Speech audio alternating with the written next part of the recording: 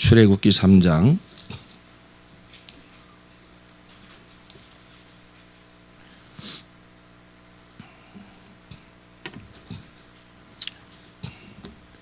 1절로 15절까지의 말씀 조금 길지만은 정말 중요한 말씀입니다. 하나님께서 초월자 하나님으로만 계시지 아니하시고 내재하시는 하나님, 샤켄하시는 하나님으로 이렇게 당신의 이름을 밝히시는 그 하나님, 그 하나님은 이제 임마누엘, 지금 내 안에 예수 성령으로 와 계십니다.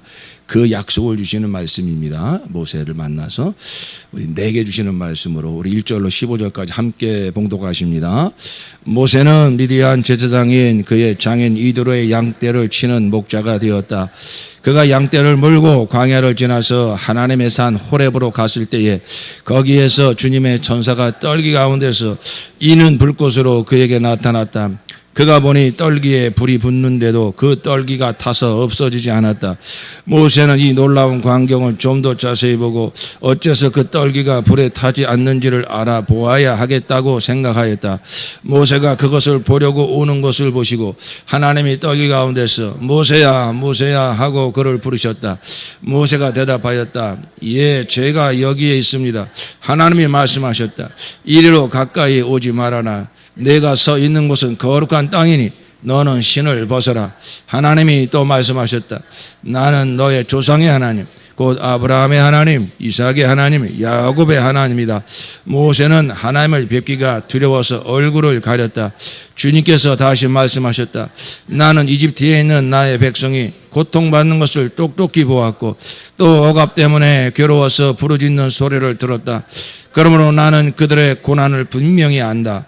이제 내가 내려가서 이집트 사람의 손아귀에서 그들을 구하여 이 땅으로부터 저 아름답고 넓은 땅, 젖과 꿀이 흐르는 땅, 곧 가나안 사람과 헷 사람과 아모리 사람과 브리시 사람과 히윗 사람과 여부스 사람이 사는 곳으로 데려가려고 한다. 지금도 이스라엘 자손이 부르짖는 소리가 나에게 들린다. 이집트 사람들이 그들을 학대하는 것도 보인다. 이제 나는 너를 바로에게 보내어 나의 백성 이스라엘 자손을 이집트에서 이끌어내게 하겠다. 모세가 하나님께 아뢰었다. 죄가 무엇이라고 감히 바로에게 가서 이스라엘 자손을 이집트에서 이끌어내겠습니까? 하나님이 대답하셨다. 내가 너와 함께 있겠다. 내가 이 백성을 이집트에서 이끌어낸 다음에 너희가 이 산 위에서 하나님을 예배하게 될 때에 그것이 바로 내가 너를 보냈다는 징표가 될 것이다. 모세가 하나님께 아뢰었다. 죄가 이스라엘 자손에게 가서 너희 조상의 하나님께서 나를 너희에게 보내셨다 하고 말하며 그들이 저에게 그의 이름이 무엇이냐 하고 물을 터인데 제가 그들에게 무엇이라고 대답해야 합니까? 하나님이 모세에게 대답하셨다. 나는 곧 나다. 너는 이스라엘 자손에게 이르기를 나라고 하는 분이 너를 그들에게 보냈다고 하여라. 하나님이 다시 모세에게 말씀하셨다. 너는 이스라엘 자손에게 이르기를 여호와 너희 조상의 하나님 곧 아브라함의 하나님 이삭의 하나님 야곱의 하나님이 나를 너에게 보내셨다 하여라. 이것이 영원한 나의 이름이며 이것이 바로 너희가 대대로 기억할 나의 이름이다. 아멘. 할렐루야.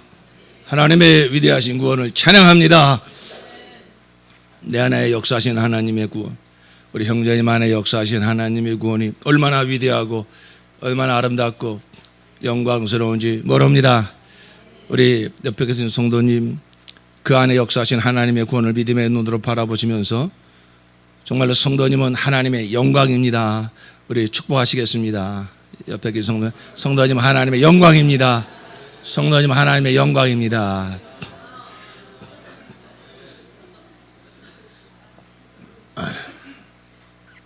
세상에 많은 영광이 있지만 다 쇠하고 썩어지고 없어지는 영광입니다. 오직 하나님의 영광만이 영원하며 하나님의 영광만이 거룩하며 하나님의 영광만이 참된 생명이 있습니다. 그 하나님의 영광으로, 영광에서 영광으로 내 안에 임하신 예수의 생명이 하나님의 영광입니다. 그 예수의 생명을 우리를 날마다 자라가게 하시면서 그 하나님의 영광의 형상으로 우리를 날마다 변케 하시는 하나님의 위대하신 구원, 그 하나님의 구원이 나를 날마다 하나님의 영광으로 자라가게 하시니 이 얼마나 놀라운 하나님의 역사이십니까? 우리는 세상 썩어 없어질 영광 바라보면서 마음 빼앗기지 마시고 하나님의 부르심에는 결코 후회하심이 없네. 하나님의 그 은혜의 영광으로 이 마지막 때에 나를 부르신 하나님께서 결코 포기하지 아니하시고 우리의 삶을 다 선하신 주권으로 통치하시면서 하나님의 영광으로 우리를 변화시켜 가시니 날마다 내 안에 역사하시는 하나님의 영광을 믿음의 눈으로 바라보시면서 그 하나님을 찬양하시고 영광에서 영광으로 날마다 변화되어 가는 정말로 또 내 안에 역사하신 하나님의 구원을 찬양하시고 이 하나님의 놀라운 구원을, 이 영광을 온 세상 만방에 전파하는 저와 여러분 되기를 축원합니다. 아멘.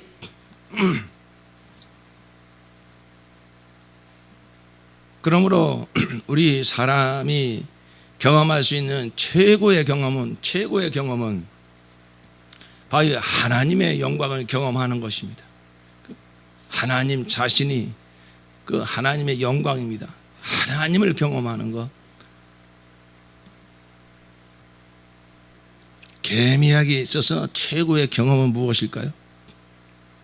어떤 어린애가 설탕 봉지에 설탕을 담아가지고 가다가 개미집 앞에서 그만 한 움큼을 떨어뜨렸어요.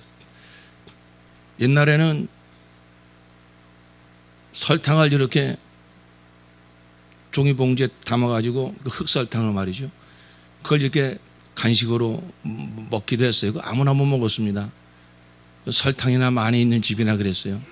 근데 저희 집에는 그 교회에서 유치원을 하면서 그 흑설탕이 이렇게 항상 좀 찬장이 있었어요.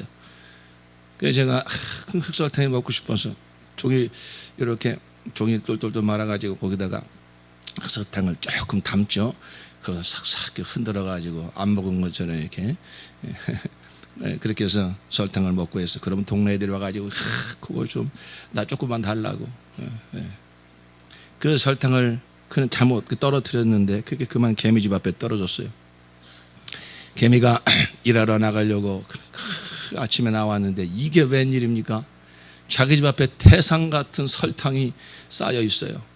와, 개미한테는 최고의 경험입니다. 대박이 난 거죠. 이거 내 평생, 개미 평생에 자랑할 수 있는, 개미 평생에 증거할 수 있는 그건 개미의 영광입니다. 개미의 영광. 우리 사람이 비교가 좀 그렇지만 정말 내 최고의 경험이 뭔가? 그냥 막 아파트 당첨된 거, 막 그냥 큰 자가용 산 거, 회사에서 승진한 거, 정말 그 원하는 대학에 합격한 거, 뭐 여러 가지 여러분 지나온 생애를 되돌아볼 때 아주 자랑할 만한 경험들이 있으시겠지만, 그러나 그것이 우리 성도들에게 있어서 내 최고의 경험이 그저 먹고 있고 마시는 것, 세상에 그저 부귀영화, 세상에서 높아지는 것, 그것이 내 평생의 최고의 경험이라면 정말 안타까운 것입니다. 개미에게 있어서는 그 설탕 한 무더기가 최고의 경험일 수 있어요.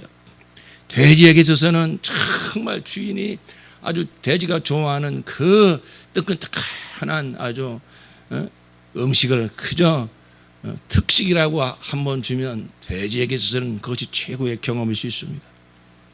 그러나 우리 사람이 그저 이 육적인 것, 세상적인 것, 그 경험을 최고의 경험으로 가지고 있다면 사실 그 개미나 돼지보다 더 나을 게 없는 것입니다. 하나님은 사람을 지으실 때에 그저 어떤 먹고 있고 마시는 그저 세상의 부귀영화가 그게 생명과 복이 되는 존재로 지은 것이 아닙니다. 하나님이 사람을 영적 존재로 지으신 것은 하나님 자신의 영이시기 때문에 하나님 자신을 주시려고 하나님 자신을 경험하는, 하나님의 생명을 경험하고 하나님의 영광을 경험하고 하나님의 능력을 경험하는, 하나님을 경험하는 존재로 사람을 지으신 것입니다.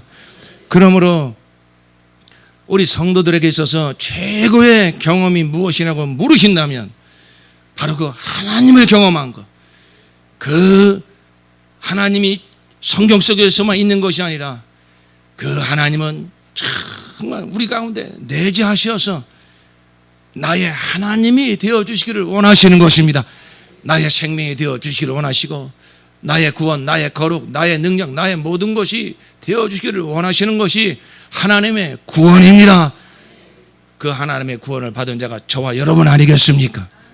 그러면 저와 여러분에게 있어서는 세상이 알 수 없는, 세상 그 어떠한 권세자도 자랑할 수 없는 바로 나는 하나님을 만난 자, 하나님을 경험한 자, 이 분명한 역적 경험이, 이 분명한 하나님을 경험한 사건이 우리에게 있어야 되며 날마다 더 풍성하게 일어나기를 예수 이름으로 축원합니다. 바로 그것이 사람을 지으신 하나님의 목적입니다. 하나님을 만나서 하나님과 교제하면서 하나님을 점점 더 알아가는 것. 그래서 하나님을 경험하고 나서, 그리고 나서 그 하나님의 뜻을 이루는 삶. 누가 하나님의 뜻, 이 땅에 하나님의 나라가 세워지는 그 하나님의 뜻을 누가 정말로 힘있게 이룰 수 있을까? 지식으로만 가지고 있는 자는 절대 할 수 없습니다. 어떤 그 세상적 수준에서 하나님을 경험한 자는 절대 하나님의 나라를 이 땅에 이루는 일에 목숨을 바칠 수 없습니다.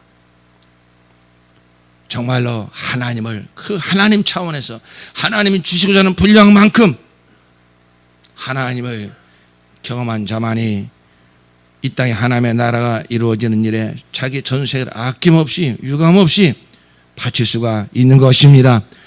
바로 그러려면 우리의 영이 깨어나야 됩니다. 우리의 영이 깨어나고 우리의 영이 자라나야 됩니다.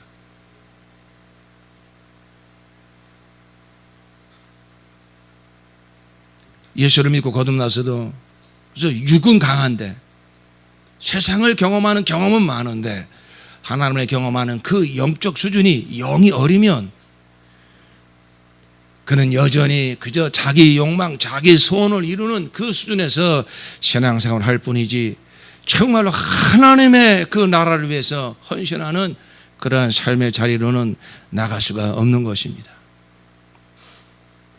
우리의 영은 우리 어린애도 태어나면 그저 이렇게 어른으로 자라나야 되는 것처럼 나의 본질인 영, 이 속사람이 예수를 믿고 거듭났으면 어린아이의 수준에 있는 것이 아니라 점점 자라나고 영이 깨어나고 성장해야 되는 것입니다.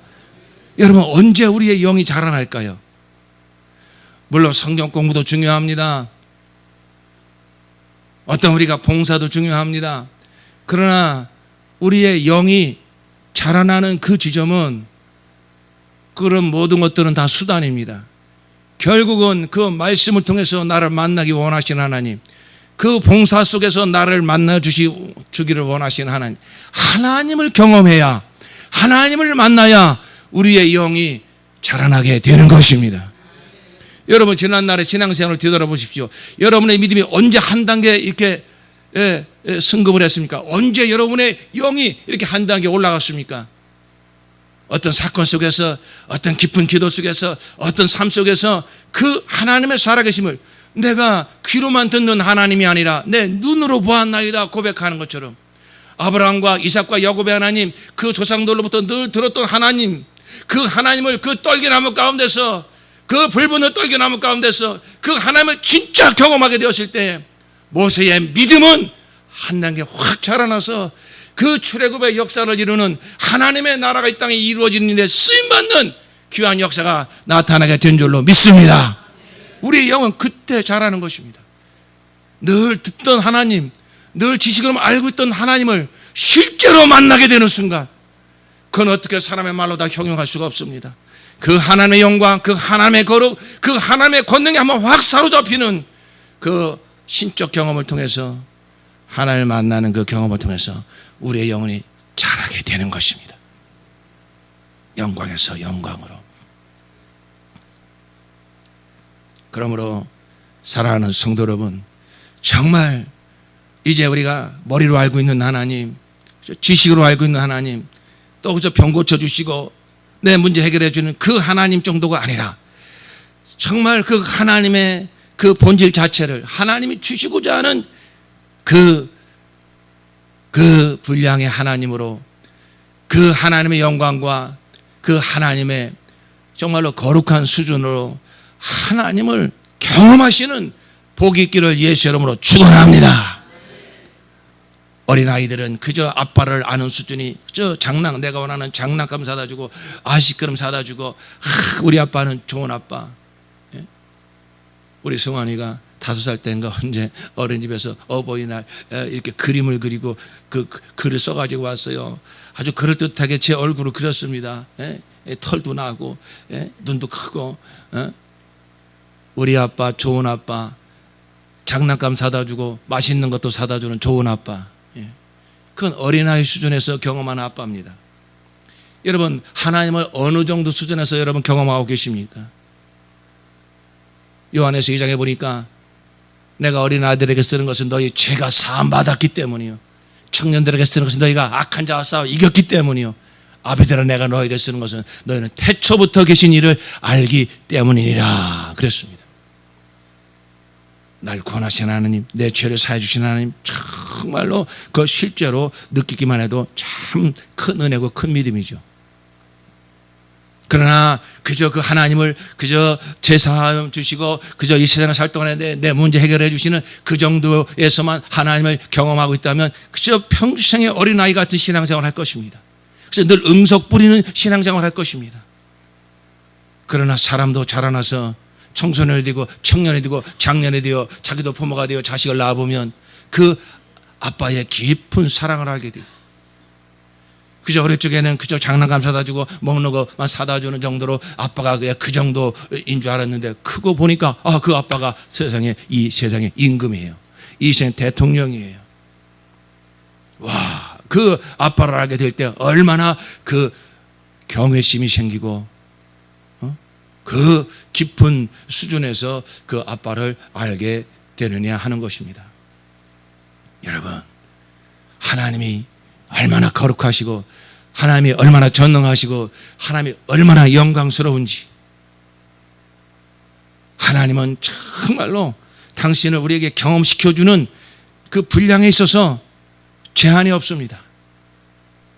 나를 죄에서 건져주시고 끝나는 것이 아니라 내 모든 삶 가운데 임재하셔서 하나님의 그 영광이 무엇이며 하나님의 거룩이 무엇이며 하나님의 전능하심이 무엇인지 하나님의 그 본질적인 그 속성과 영광을 우리에게 경험시켜 주기를 원하시는 것입니다.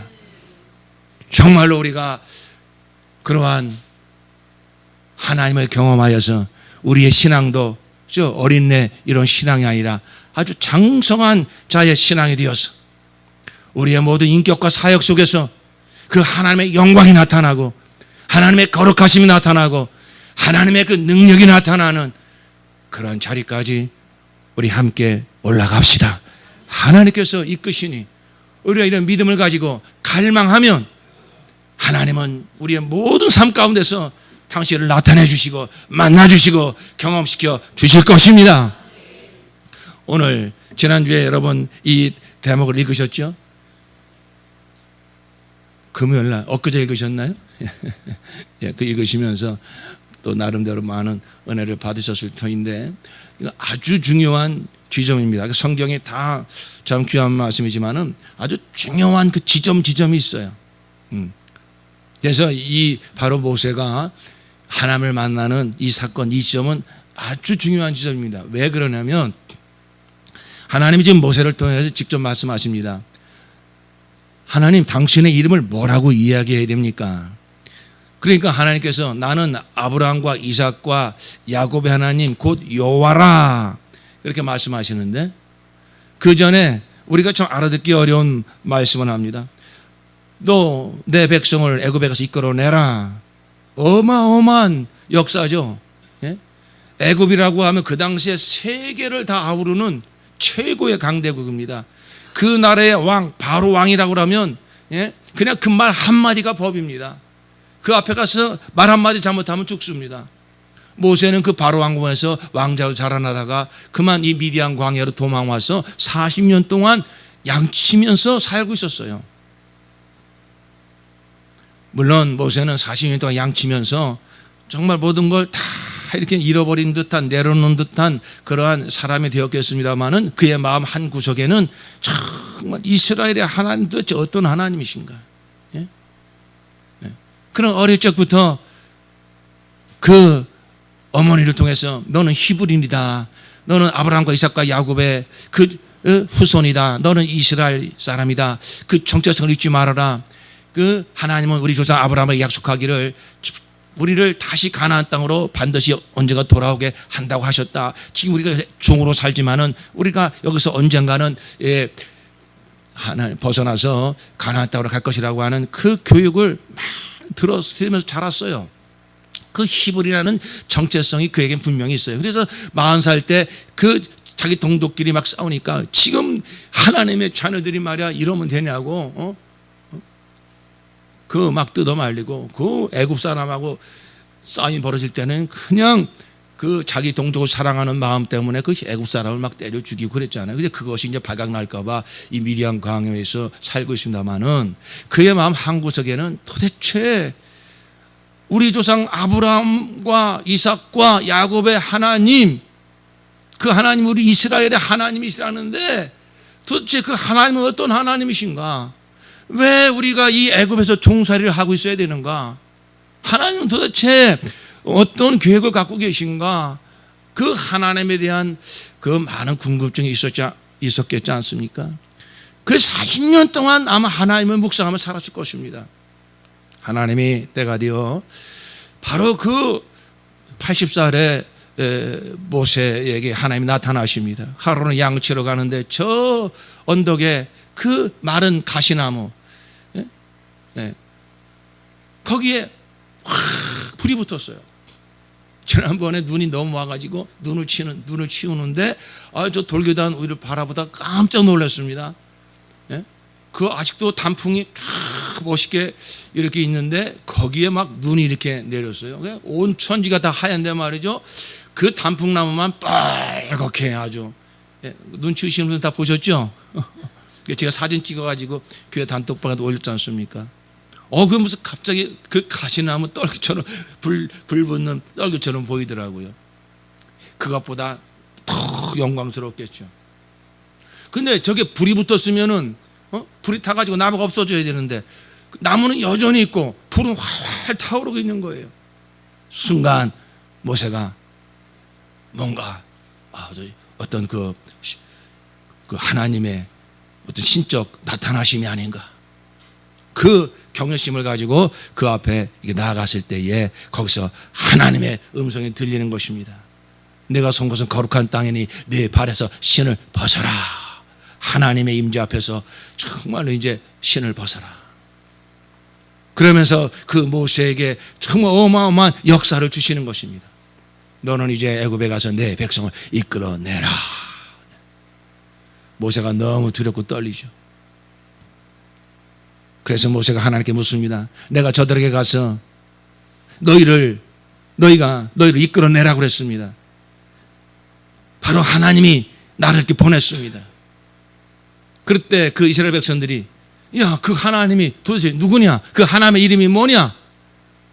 어떤 하나님이시길래 너한테 그런 어마어마한 역사를 주었느냐? 물어본다면 제가 하나님을 뭐라고 소개해야 됩니까? 당신의 이름을 뭐라고 얘기해야 됩니까? 그때 이제 하나님께서 하시는 말씀이 14절에 보니까 하나님이 모세에게 대답하셨다. 나는 곧 나다. 너는 이스라엘 자손에게 이르기를 나라고 하는 분이 너를 그들에게 보냈다고 하여라. 나는 박상우 목사입니다. 나는 안목의 선생입니다. 이렇게 이야기하는 것이 이게 상식인데 당신은 누굽니까? 나는 나야. 이게 얼마나 알아듣기 어려운 얘기입니까? 무슨 얘기냐면 하나님은 어떤 그 특별한 형태로, 특별한 인격으로, 특별한 어떤 그 존재로 이야기할 수 없는 분. 그런데 이 말씀 속에는요, 더 깊은 의미가 있어요. 여러분 가지고 있는 성경에 다 있을 것입니다. 그 밑에 보면은 그 각주에 70인역에는 나는 스스로 있는 자다. 또 히브리어에는 나는 되고자 하는 대로 될 나일 것이다. 이렇게 써 있죠. 예. 그러니까 이걸 더 정확하게 그 원본에 맞게 해석을 하자면 무슨 얘기냐면은 나는 되고자 하는 대로 될 나일 것이다. 영어로 하면 I will be who I will be. I will be 뭐예요? 나는 앞으로 이렇게 될 것이다. 그게 바로 나야. 그런 거예요. 그러니까 이것을 풀어서 얘기하면 뭐냐면 이제 그러면서 모세에게 하나님께서 하시는 말씀이 내가 너와 함께 있겠다. 막 모세가 너무 두려워. 내가 너와 함께 있겠다. 나는 곧 나다. 그래서 무슨 얘기냐면 이제 나랑 손 붙잡고 함께 가자 이거예요. 그러면서 내가 어떤 하나님인지 내가 나타내 줄게. 그러면서 내가 어떤 하나님인지 네가 알게 될 거야. 이런 얘기입니다. 지금 무슨 얘기냐면은 이제 하나님은 그저 전능하신 하나님, 전지하신 하나님, 그래서 그 전에 하나님의 이름을 성경에서는 뭐라고 소개하고 있냐면 엘로힘, 엘로yon, 엘샤다이, 엘 이렇게 하나님은 당신의 이름을 가르쳐 주셨어요.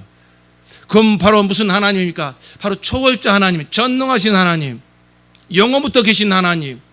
그렇게 하나님을 알고 있었는데 이 순간부터는 바로 아브라함과 이삭과 야곱의 하나님 주 곧 너의 여호와다 그랬어요. 이건 바로 무슨 얘기냐면은 샤켄, 내재하신 하나님. 이제는 초월자로만 계신 하나님이 아니라 이 세상에 내재하신 하나님, 내 인생 가운데 들어오시는 하나님, 바로 나는 그러한 하나님이다 이렇게 말씀하신 것입니다. 이게 바로 나는 곧 나다 담긴 의미예요.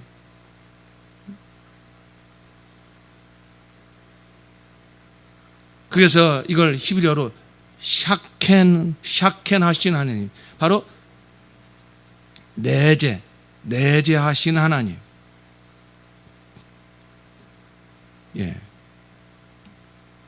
제가 샤켄, 이게 여러분 좀 이게 이제 그래 이런 단어는 하나 알아두시면 좋습니다.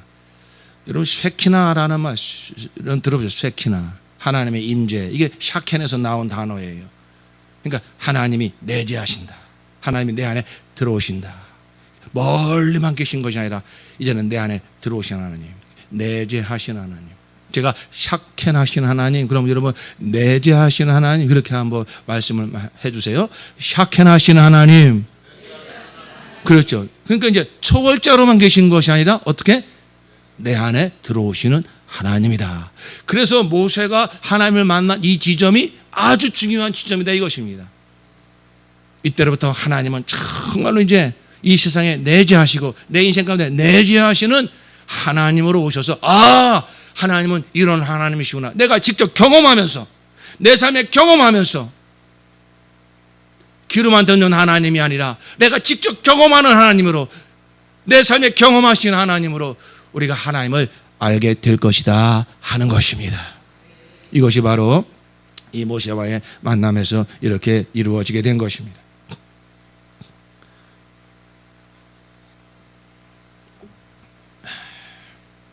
여러분, 이 하나님의 이 내재하신 하나님의 역사가 어떻게 진행이 되었는지 여러분 아시죠?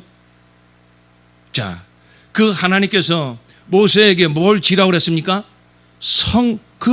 그래서 모세가 이스라엘, 앞으로 여러분이 이번 주는 뭐 구정이라 쉬고 다음 주부터 아마 읽어 가실 텐데, 모세가 그 애굽 백성을 이끌어내죠.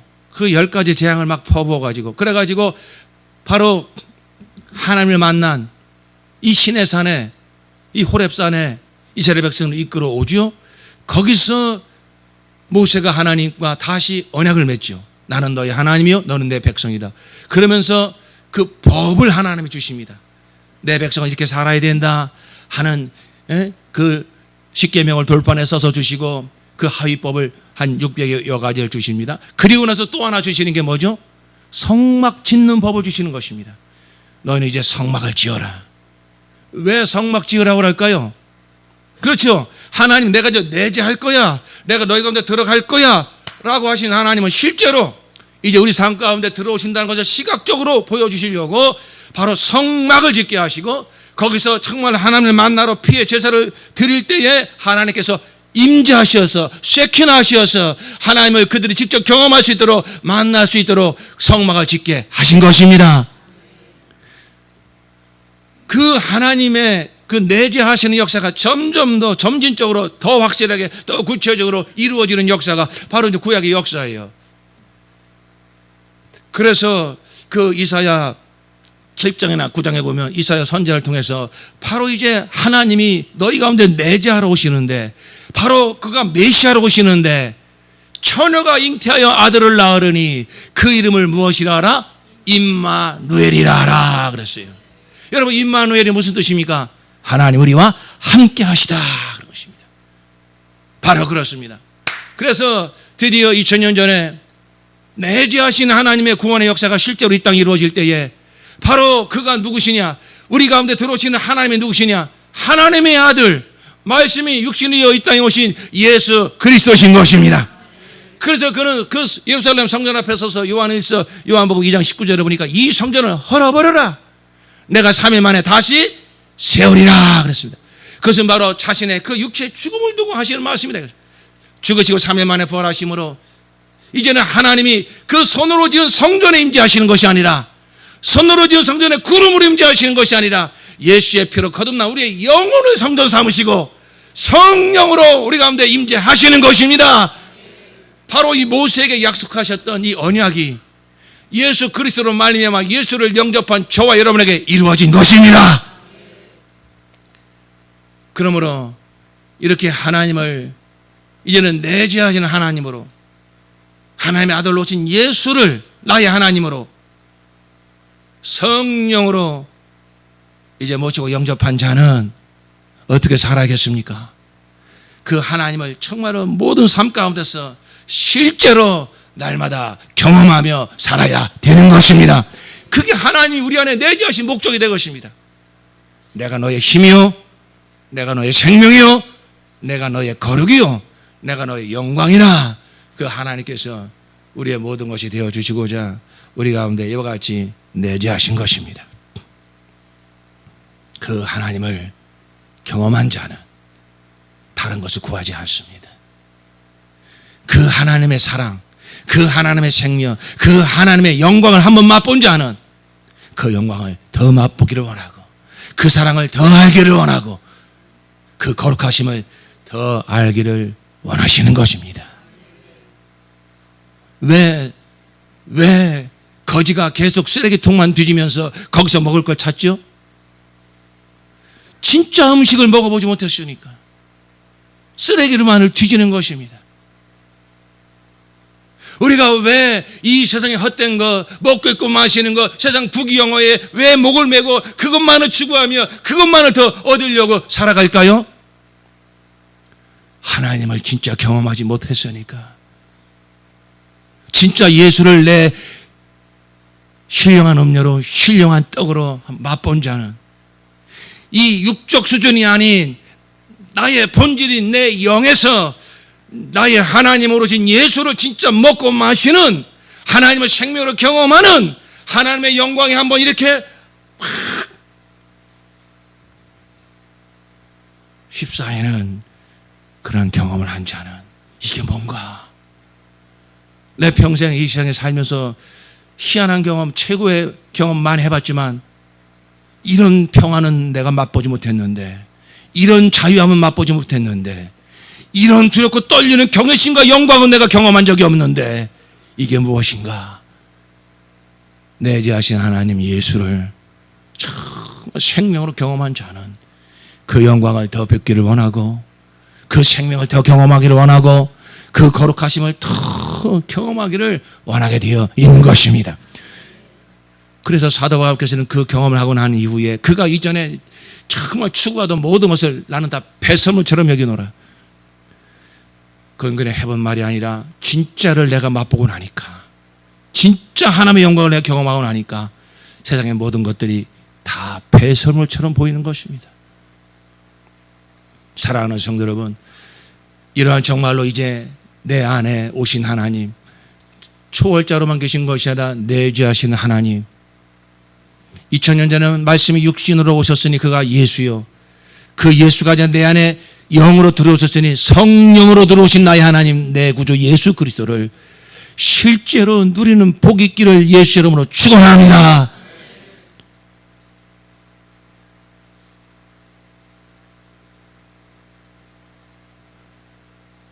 오늘날 세상은 하나님을 말하고 예수를 말하는 사람을 별로 두려워하지 않습니다.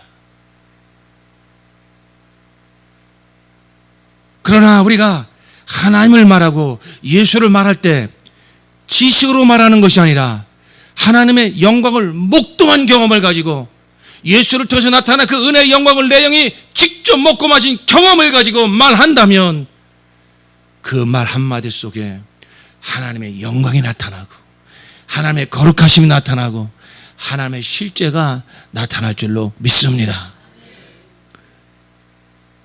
맛있는 음식을 먹고 말하는 사람과 그 맛있는 음식을 그림책에서 보고 말하는 사람은 듣는 사람이 금세할 수 있습니다.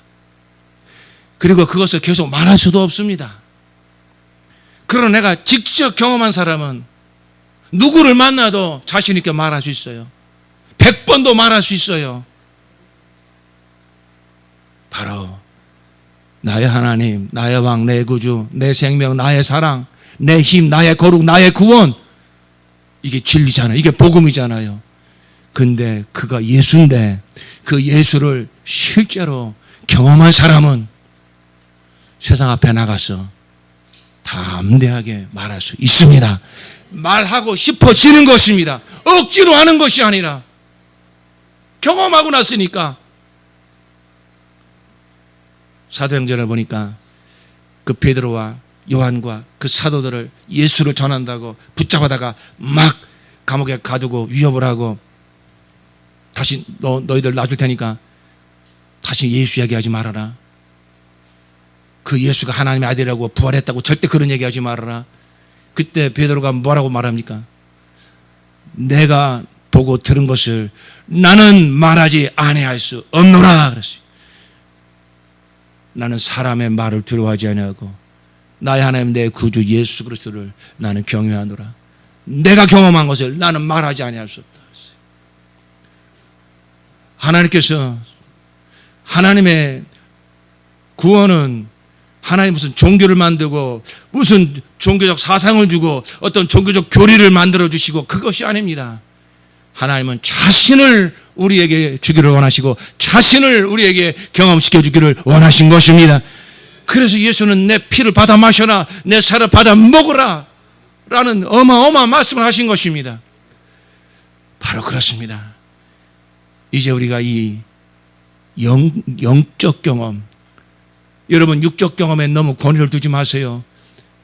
하나님께서는 우리의 육체가 있기 때문에 먹고 마시는 것이 필요하다는 거 다 아십니다. 하나님은 때로는 세상 문화 문명을 통해서 우리에게 쉼도 주시고 안식도 주십니다. 그러나 거기에 목을 매셔는 안 된다 이거예요. 그게 목적이 되서는 안 된다 이거예요. 우리가 거듭나기 전에 다 거기서 기쁨을 맛보고 거기서 행복을 맛보고 그걸 더 가지려고 그런 가치관을 가지고 살았습니다. 이제는 거기서 벗어나셔야 됩니다. 정말로 나의 진정한 생명과 복이 되시는 나의 하나님 되신 예수께서 내 안에 임재해 계시기 때문에 그 예수를 더 알기를 힘쓰십시오. 그 예수 더 알기를 힘쓰십시오. 성령께서 오신 목적은 그 예수를 더 경험시켜 주시려고, 예수를 실제로 누리게 하시려고 성령께서 우리 가운데 오신 것입니다. 누구에게 그 하나님의 경험이 일어날까요? 이제 딱 이 복음으로 딱 깨닫고 내가 정말 힘쓰고 애쓸 것은 세상 더 경험하고 내 육체의 욕망 더 만족시키는 삶이 아니라 나의 진정한 생명과 복이 되시는 예수도 알기 원하는 것, 예수도 경험하기 원하는 것, 이것이 내 인생의 목적이구나. 말씀을 통하여 다 깨닫고 진실로 갈망하는 자에게, 진실로 예수를 경험하는 자에게 정말로 하나님의 산 경험이 일어나게 될 줄로 믿습니다. 하나님의 사람들은 다 이와 같이 그 하나님을 실제로 경험한 자들이었습니다. 여러분 창세기를 읽으시면서 요셉을 보지 않았습니까? 요셉이 형들에게 미움을 산 노예로 팔려 보디발 장군 아내에게 또 유혹을 받을 때 그걸 뿌리쳤다고 모함을 해서 억울하게 감옥살이도 합니다. 그러나 요셉은 결국은 그 나라의 총리가 되어서 이스라엘 백성이 그 나라에서 이렇게 번성하는데 초석이 되죠. 요셉이 그럴 수 있었던 것은 무엇입니까? 거기 보니까 보디발 장군도 그 감옥의 간수장도 그 애굽의 왕도 요셉을 보니까 야, 저 보통 사람이 아니구나. 그러면서 그 자기 집안의 모든 살림살이를 다 맡겨버리잖아요. 보디발 장군도 그랬고 감옥의 간수장도 그랬고 애굽의 왕도 그랬고 그 이유가 뭐라고 성경에 써 있습니까? 하나님이 저와 함께 하심으로. 와, 눈에 보이지는 아니하지만 그의 삶을 보니까 그의 모든 그 말 한마디 그의 모든 행동 하나를 보니까 하나님이 저와 함께 하시는구나. 그게 보인다는 것입니다. 여러분 모세도 그 자랑하던 40살에 자랑하던 왕자의 모든 지혜, 왕자의 모든 그 능력 다 없어졌습니다. 80살 할아버지가 되었습니다. 그러니까 하나님께서 저와 여러분에게 어떤 시련과 환난을 허락하시는 것은 예수 외에 나의 진정한 생명과 복과 능력이 되시는 예수 외에 의지하고 있는 것들을 다 내려놓게 하시려고 하는 하나님의 은혜의 섭리인 줄로 믿으시기 바랍니다. 그걸 정말 내가 진정 내려놓게 되었을 때에 정말로 나의 생명과 능력이 되시는 예수를 붙잡게 될 것이며 그 주님의 정말로 뜨거운 산 경험이 일어나게 될 것이며 그때로부터 본격적으로 내 인생을 통하여 이루시고자 하는 하나님의 거룩한 뜻이 이루어지게 될 줄로 믿습니다. 모세도 그렇게 된 것 아니겠습니까? 그래서 그 80세 모세가 그 가시나무 떨 가운데 하나님을 만나는 경험을 통하여 그의 인생은 놀랍게 변화가 되어집니다. 그 애굽의 바로 왕을 대적을 하여서 감히 어떻게 그 바로 왕 앞에 나가서 내 백성 이끌어내라는 그런 말을 합니까? 여러분 이제 출애굽기를 읽어가시면서 아시겠습니다만은 그 10가지의 재앙이 애굽에 퍼부어질 때 모세와 그 바로 왕과의 대면이 계속 이루어집니다. 처음에는 여러분 아주 성경을 가만히 들여다보십시오. 처음에는 모세도 조금 두려워했습니다. 떨었습니다. 그 말에도 약간 좀 주저주저했습니다. 그러나 점점 더 두 번째, 세 번째, 네 번째 점점 더 나가면서 모세가 얼마나 강력하고 담대하게 바로 앞에 나가서 말하는지 모릅니다. 왜 그럴까요? 하나님을 점점 경험하거든요. 와, 하나님 나의 하나님이시구나. 하나님 말씀하신 대로 내가 순종하네 그대로 되어지는구나. 그렇게 하나님을 점점 경험하고 나니까 그의 믿음이 얼마나 강하고 담대해지는지.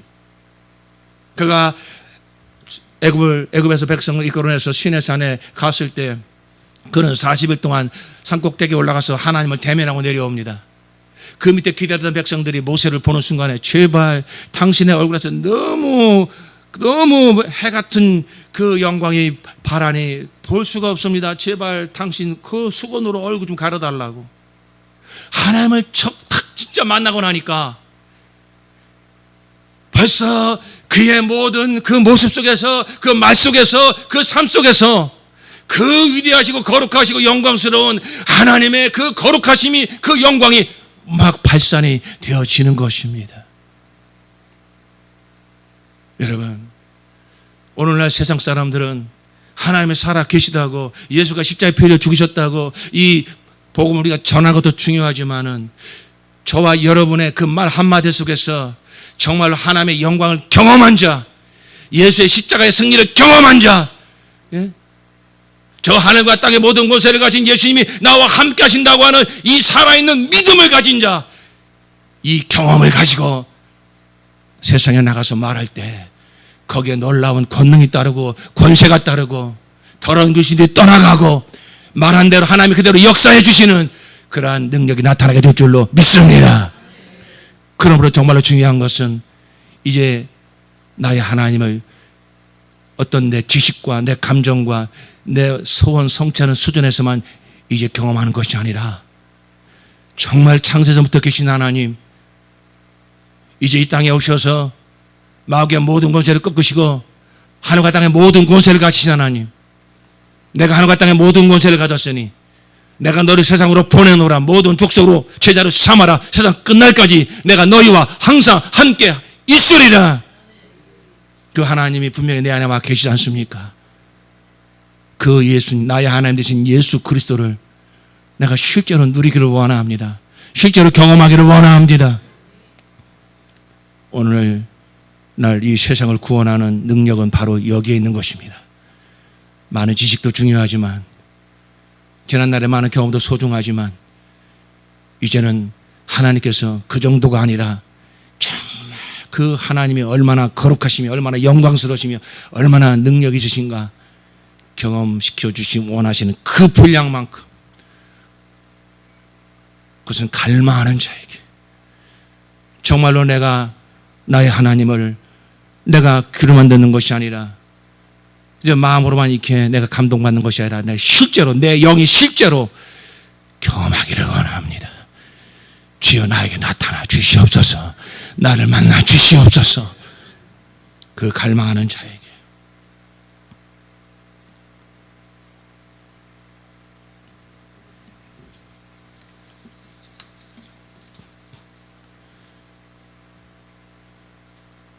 그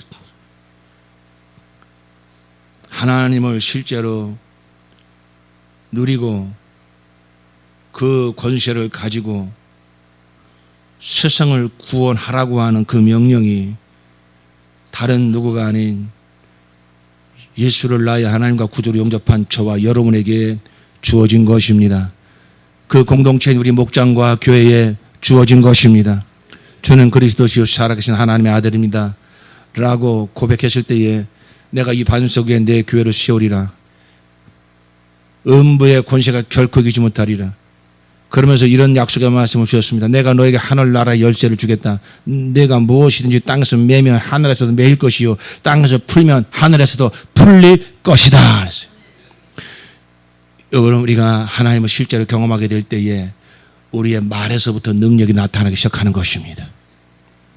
우리가 이 믿음을 가지고 하나님의 권세를 가지고 명령할 때에, 말할 때에 그 말 한마디도 땅에 떨어뜨리지 아니하시고 하나님께서 그 말 한 대로 이루어 주실 줄로 믿습니다. 입술에 권세가 나타나는 것입니다.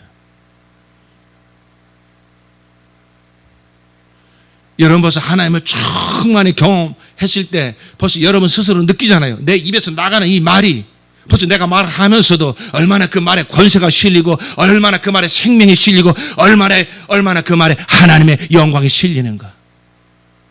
벌써 본인이 경험하잖아요. 그리고 말한 그대로 전에는 그렇게 강팍하고 그렇게 내 말을 듣지 않던 자가 똑같은 말을 했음에도 불구하고 그 앞에서 고개를 숙이고 그 앞에서 순순히 무릎을 꿇고 귀신도 떠나가고. 왜 그렇습니까? 하나님의 경험한 자의 능력, 하나님을 실제로 경험한 자의 능력. 우리 교회 안에, 우리 목장 안에 이 같은 하나님을 경험시켜 주셔서 하나님의 경험한 자의 믿음으로 하나님의 나라가 세워지고 이 세상을 구원하시는 하나님의 역사가 일어나고 있습니다. 다른 교회 목사님들이 우리 교회 모셔가지고 우리 성도님들을 보고 또 우리 목자님들이 그 순종과 그 말 한마디에 그 고백을 들으면서도 제가 얼마나 많이 칭찬을 듣는지 몰라요. 아니, 저분이 전도사입니까? 아니, 우리 교회 목자예요. 집사님이에요. 권사님이에요. 와, 근데 어떻게 저렇게 그 말에 생명이 있고 그 말에 힘이 있습니까? 우리는 더 갈망해야 됩니다. 지난번에 안산 만나교회 군사의 삶을 갔을 때에 그 조별로 이렇게 해가지고선 막 그 무당집 가가지고 막 거기서 이렇게 기도하고 그런 시간이 있었어요. 우리 군산에서 시간에도 한번 해볼까 하는데 이제 모르죠. 성령에 감동하시면 저. 근데 우리 사모님 조에 다른 조장들이 대부분 목사님 사모님인데 우리 사모님 속한 조는 그 교회 여자 목자가 조장이었어요. 아주 정말로 기도 많이 하고 아주 영성이 아주 충만한 분이었어요. 근데 우리 사모님이 몇 번 갔다 와서 저한테 얘기를 하더라고요. 벌써 그 말 한마디가 벌써 느낌이 다르다라는 거예요. 벌써 그 사모님들을 이렇게 인도를 하시는데 벌써 사모님들이 하시는 말씀과 그분은 목자임에도 불구하고 그 말하는 게 벌써 이렇게 와 닿는 게 다르더라는 거예요. 그런데 어떤 마음이 생기냐면은 야, 저 목자한테 기도 부탁하면 그냥 다 이루어질 것 같다. 이런 마음이 생기더라는 것입니다. 여러분 주변에도 이렇게 교제하다 보면 그런 마음 생기는 분 계시지 않습니까? 야, 그냥 말을 많이 하는 것도 아닌데 뭔가 권세가 느껴지고 뭔가 저분한테 기도 부탁하면 그냥 바로 응답될 것 같고. 왜 그럴까요?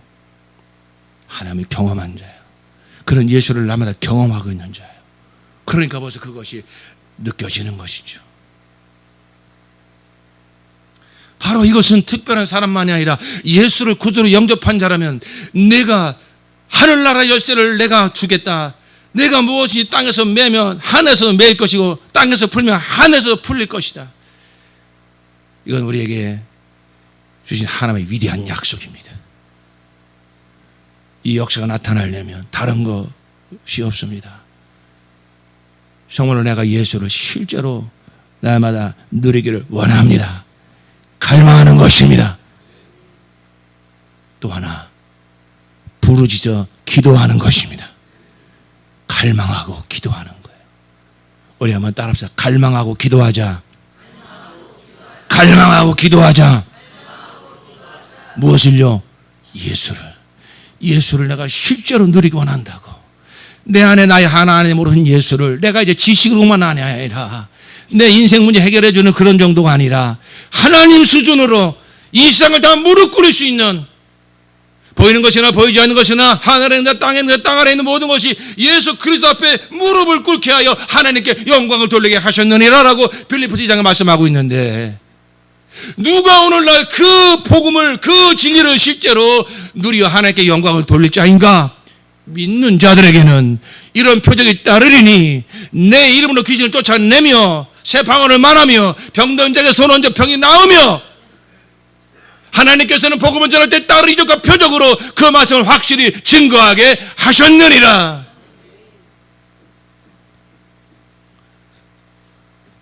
오늘 하나님이 보기 원하는 사람도 세상이 보기 원하는 사람도 예수를 실제로 경험한 자, 이 경험을 가지고 나아가는 자. 그렇습니다. 이제 우리는 또 많은 우리 성경 공부도 해야 되고 많이 하지만 정말로 이제 어찌 보면 더 많은 지식이 필요한 것이 아닙니다. 더 많은 이해가 필요한 것이 아닙니다. 이미 나의 하나님으로 내 안에 오신 예수를 정말 실제로 경험하기를 원합니다. 갈망하는 것입니다. 그리고 중요한 것은 기도하는 거예요. 여러분 초대교회도 그들이 120 성도들이 마가다락방에 모여서 힘써 기도할 때 거기에 실제 하나님의 임재의 역사가 나타나지 않았습니까?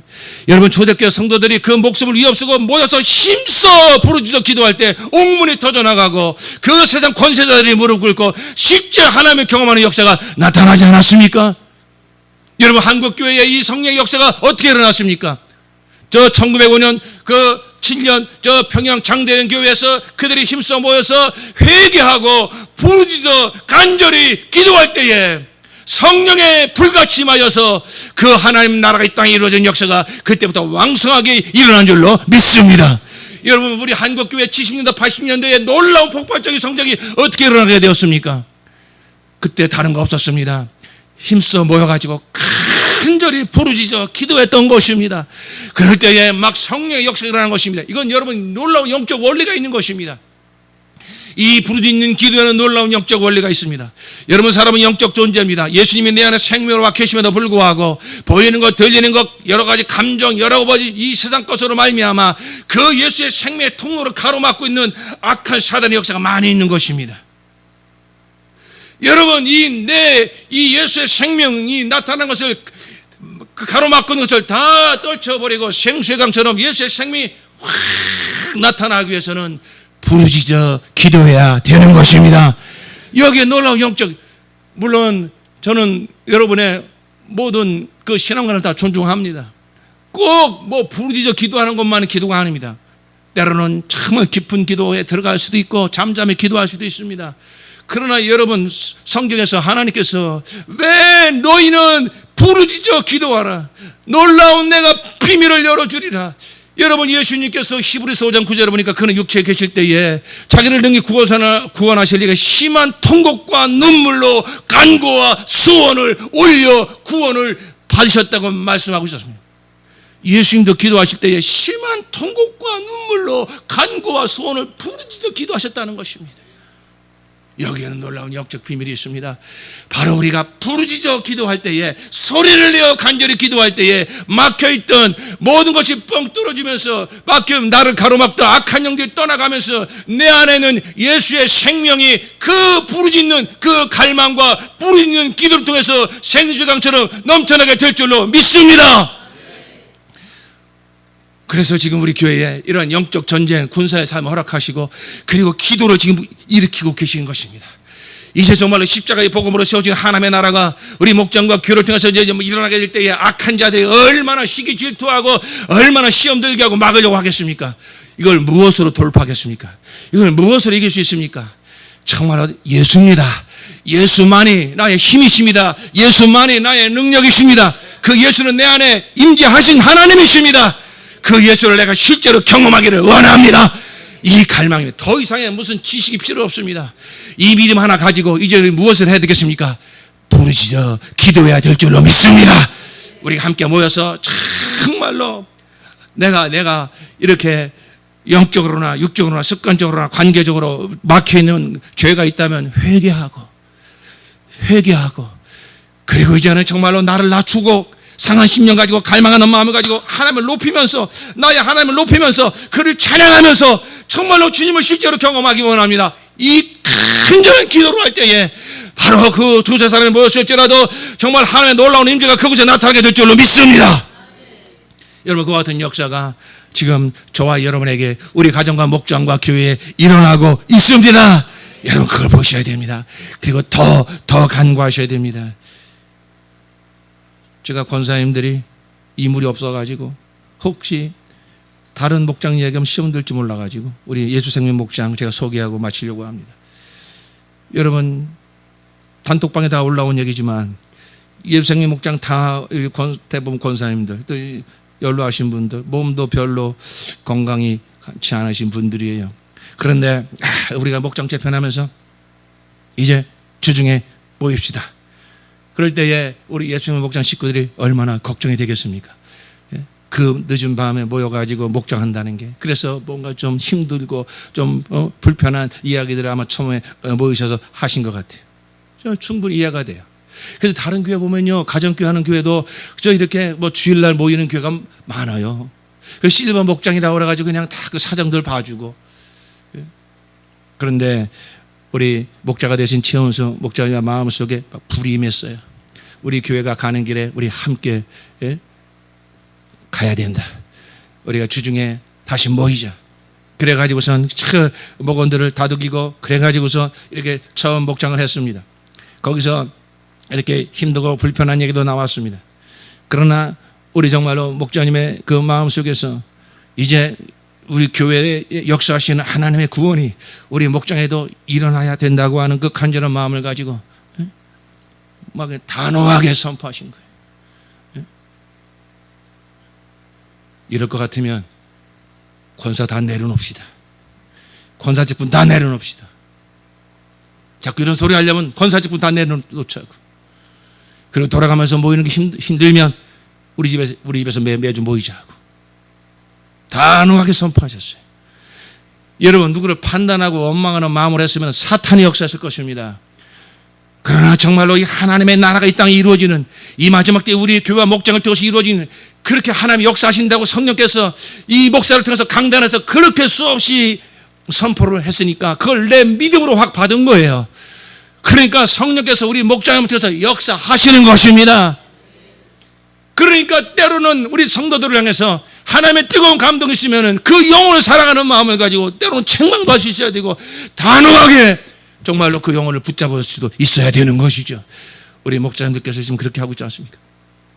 거기 목원들께서 그 얘기를 듣고 성령이 역사하셨어요. 그래서 그 다음 주에 우리 한혜순 권사님에서 모였습니다. 지난주죠. 그래서 여기 올라온 대로 그 모였을 때 얼마나 성령이 역사하셨는지 막 회개 역사가 일어나고 성령의 임재 가운데 예배가 우리 목장의 모임이 이렇게 귀하고 이렇게 감사하고 이렇게 행복한지 몰랐다고. 불과 한 주 전까지만 해도 마음이 힘들었던 분들이 그 인도자가 정말 그 하나님의 나라가 이루어진 일에 내가 결단하고 그렇게 막 끌고 나갔을 때에 성령이 역사하시니까 그래서 한혜순 권사님이 그 다음날 이런 글을 쓰셨다는 거죠. 사랑하는 목자님, 권사님, 집사님 너무너무 감사합니다. 오랜만에 드리는 예배라 감동받았고요. 피로 나눈 형제는 아니지만 예수 피로 맺어진 형제라 더 귀하고 안 보면 보고 싶고 자꾸 생각나게 하고 어제 목장 예배를 통하여 무엇보다도 소중한 관계라 감사합니다. 왜 눈물이 일어날까요? 그건 주님께서 함께 하셔서 그러겠죠. 모두 감사해요. 내일 주일 예배 성공합시다. 화이팅. 이것이 하나님을 실제로 경험한 자의 고백이 될 것입니다. 주님이 함께 하셔서 그러겠죠. 맞습니다. 거기에 대해 최원수 목자님이 이렇게 또 답을 하십니다. 나도 집에 와서 목장 일지를 쓰는데 예배가 이렇게 생명으로 은혜로 주님의 임재 안에서 예배 드리게 하시며 감사하고 감사했습니다. 우리 목장의 소중한 형제자매 모두 사랑합니다. 박순덕 권사님도 목장 예배 가운데 주님께서 함께 하심을 느꼈던 목장 예배였던 것 같습니다. 감사와 주님의 인도하심을 느꼈습니다. 바로 이거예요. 남들 보면 몇 사람 모여가지고서 밥 먹고 뭔 교제하고 그것은 눈에 보이는 모습이고 이런 갈망함을 가지고 뜨겁게 찬양하고 기도할 때에 하나님을 경험하는 목장, 하나님의 능력과 영광을 목도하는 그런 목장이 되어지는 것입니다. 여러분, 우리 모든 성도님들께서 지금 우리 교회에 이와 같이 하나님의 역사하고 계시니 이런 갈망함을 가지시고 악한 자는 시험 들게 하고 실망하게 하고 저 주저앉게 만들 것입니다. 단호하게 예수의 이름으로 쫓아버리시고 바로 하나님께서 우리 목장 안에서 우리 교회 안에서 하나님의 살아계신 하나님을 경험시켜 주시고자 성령이 역사하고 계심을 믿습니다. 주님, 내가 그 통로가 되기를 원합니다. 힘써 모이시기를 바랍니다. 그리고 거기서 하나님이 정말 내 마음을 찔리는 계시면은 누구를 탓하지 마십시오. 누구를 원망하지 마십시오. 무릎 꿇어 회개하십시오. 그리고 나를 지극히 낮추십시오. 내 구주 예수를 높이십시오. 그리고 여러분 잠잠하지 마십시오. 이제는 성령께서 역사하실 때는 다 뜨거운 기도가 있어요. 뜨거운 찬양이 있어요. 여기에 놀라운 하나님의 임재의 비밀이 있는 것입니다.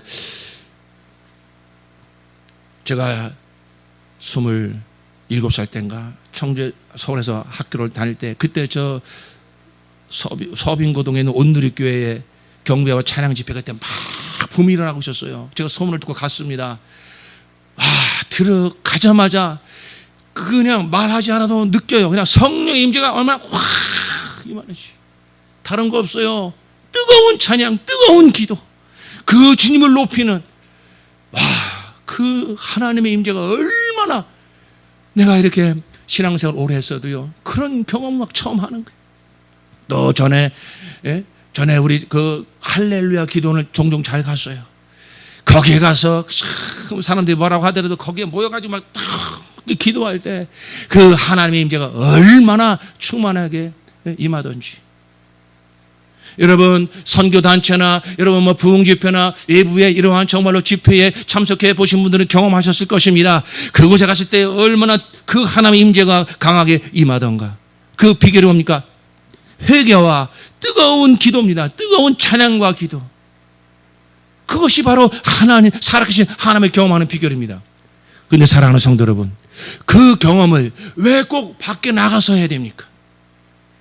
물론 때로는 그것도 필요하겠습니다만은 정말로 우리가 예수 두세 사람이 내 이름으로 모인 곳에 나도 그들과 함께 하느니라, 이 약속의 말씀을 붙드시고 우리 목장에서, 우리 교회에서, 우리 수요 예배, 우리 목장 예배, 주일 예배 모일 때마다 살아계신 나의 하나님을 경험하기 원합니다. 갈망하는 마음을 가지고 모입시다.